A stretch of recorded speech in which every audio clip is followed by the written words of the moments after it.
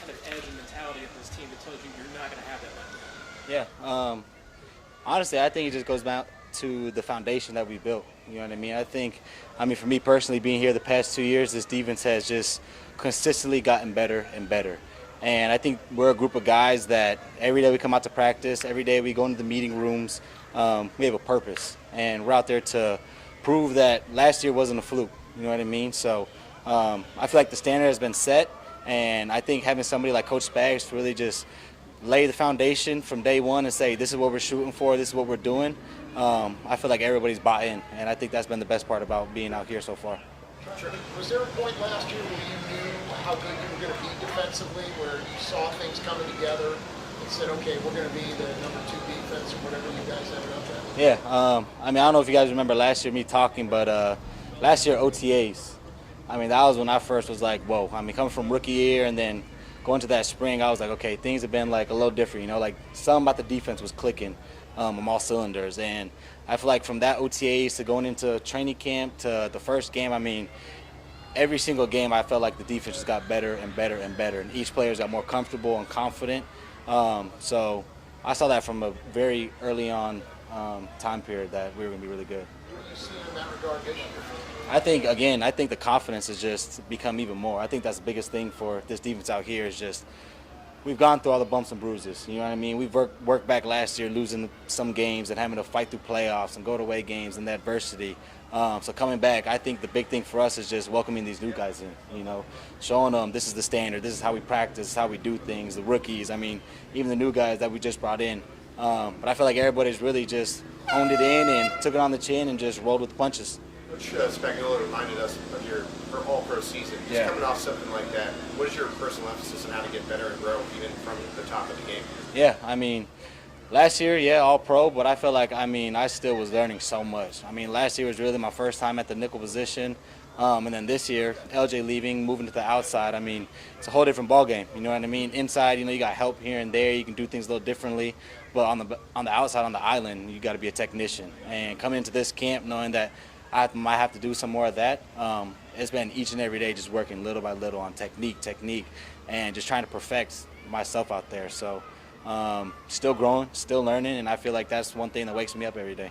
Darius shut down some of the better receivers in the game. How willing and how vocal have you been about maybe doing that this year if it's called upon? I mean, I told Spags, wherever he needs me, like I always said, that's where you can put me.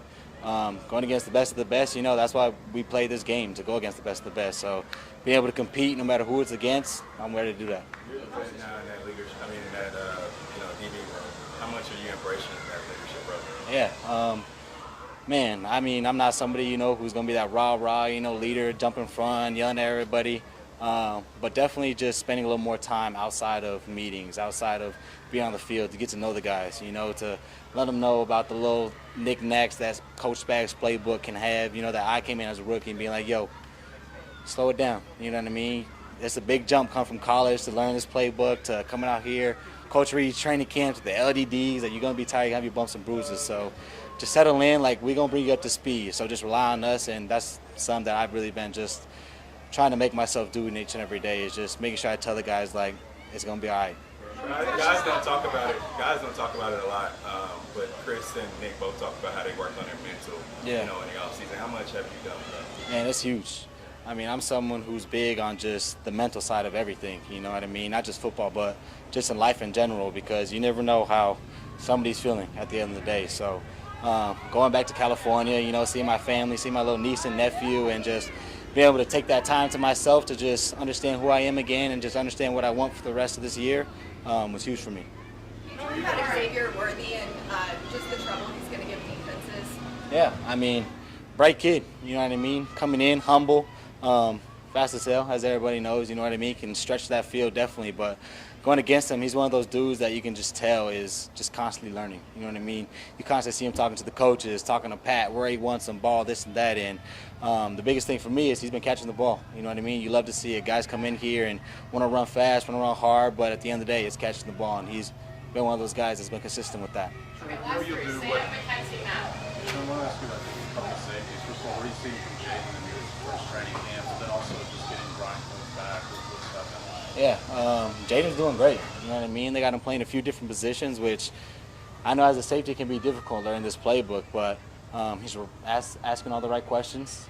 You can tell each and every day he's coming in and taking notes and focusing in and trying to do everything the correct way, which you love to see on the back end because doing what he's doing is pretty difficult. So just seeing his growth from spring to now has been huge. So I'm excited for him. And then, you know, B. Cook, love the energy. I mean, you miss a guy like that out there that finishes every play. You know what I mean? You see him each and every play running down the field 80 yards to go tackle the ball carrier. One of those dudes that can go sideline to sideline. I mean, he's a vet. He came with me, you know, one of my good friends. So I'm excited for him to have a full year healthy. Okay. Trent, what does a corner need to have in order to thrive in this scheme? Man, it honestly comes back to knowing your responsibility on each and every play. Coach Baggs has a lot of plays in, and we do a lot of different things. You can be a cover 3 corner, cover 2 corner, cover 4. I mean, we have all the coverages. So knowing where your leverage is and knowing where your help is, and at the end of the day, I mean, Coach Baggs talks about it all the time, is just disrupting the routes. You know what I mean? Getting your hands on the receivers and messing up that time is the best thing the corner can do in this defense. Last one, Matt. You mentioned you're not the rah-rah guy.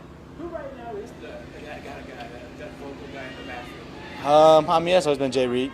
You know what I mean? And with him being out right now, who's kind of the guy that's on a game like this when it's 86 degrees out there? It's funny. I don't know if Jay Reed's a rah-rah guy, but I don't know if there's anybody that's going out there screaming, yelling. You know, I feel like our back end is everybody's kind of on a level playing field. You know what I mean? And everybody's able to be comfortable enough to speak up, to say, yo, a free agent can tell me, yo, man, you got to do this right, you got to do this right, and we all listen. So we're one of those guys that each and every day we're just helping each other. And, you know, when things are messing up, you know, I might speak up, B. Cook might speak up. I mean, each and every day somebody is coming in here and making sure that the standard is set. And that's something that you love to see. Yeah. Thanks, Trent. Appreciate you guys. Appreciate it.